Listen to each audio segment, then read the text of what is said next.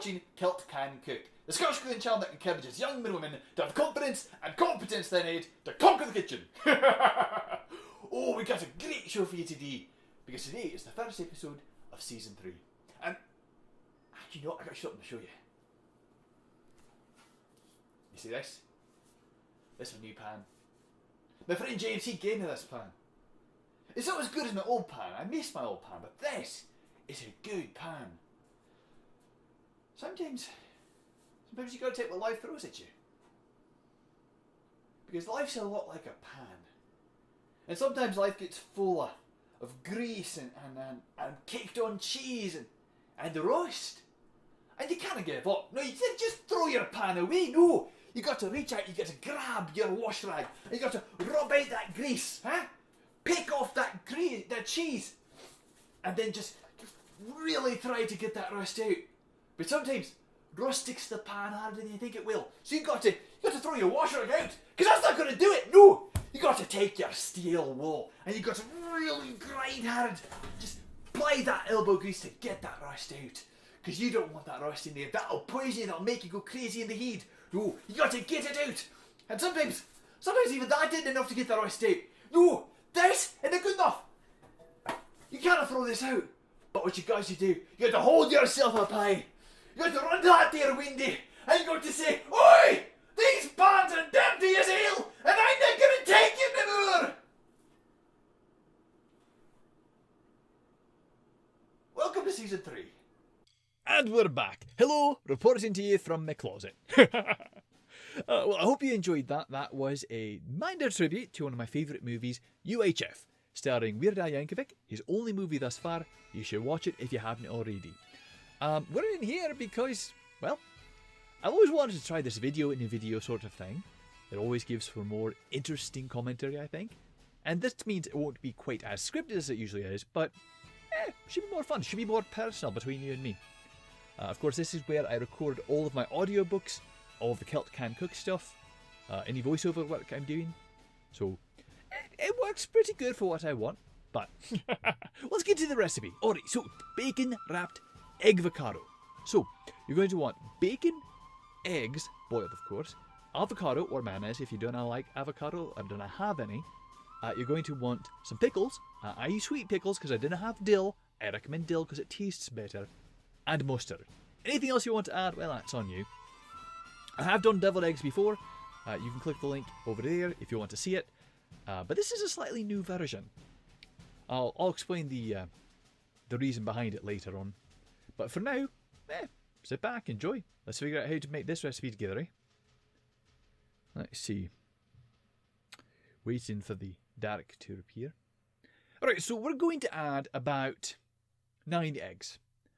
I made this for a Thanksgiving because I had some friends that I wanted to cook for, and I was bringing my deviled eggs to them.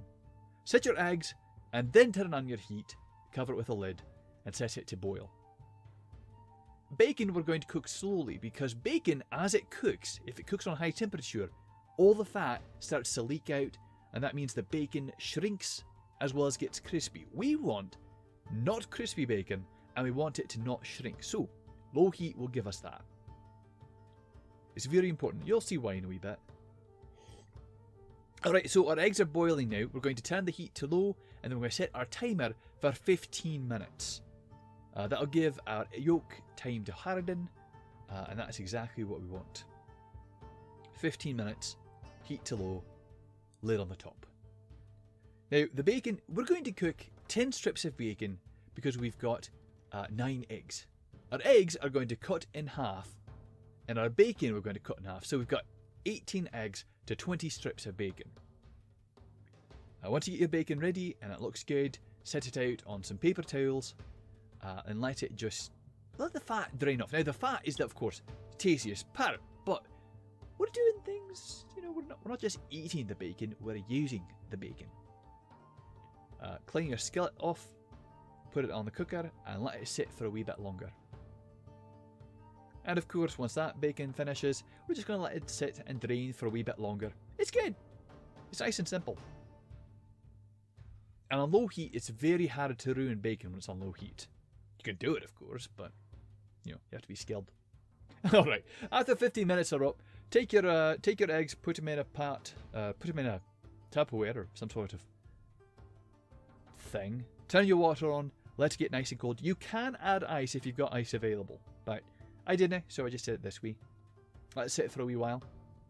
This makes it so that the membrane surrounding the egg and the egg shell separate, making it easier to do this, where we're essentially just tapping our egg with a spoon and just rolling all that excess shell off.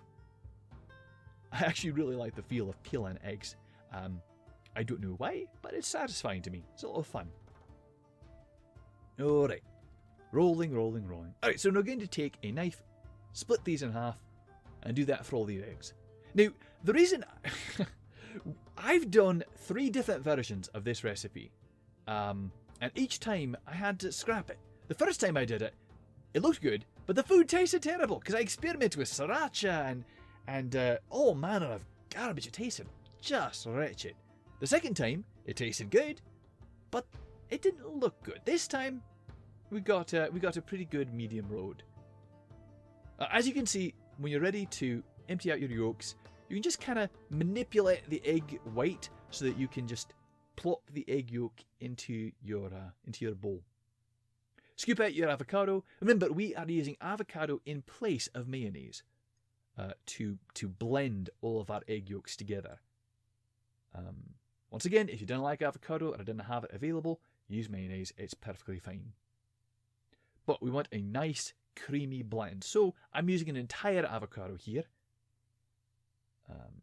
Yeah, it's nice and simple. Some people didn't like the colour. I had a few complaints at the dinner. They said, this looks weird. And I said, yeah, but it tastes good.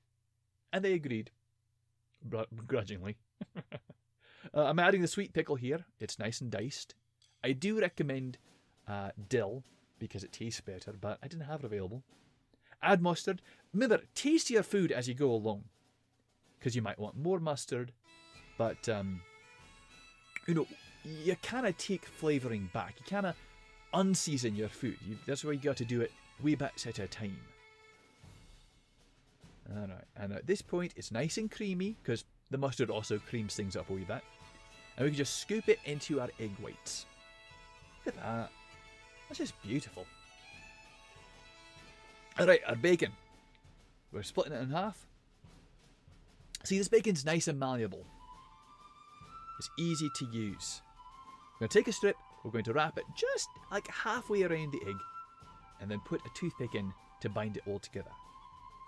Now, of course, we are doing this because using an entire strip of bacon for an egg, while delicious, it's a wee bit wasteful. And you want to save money and time where you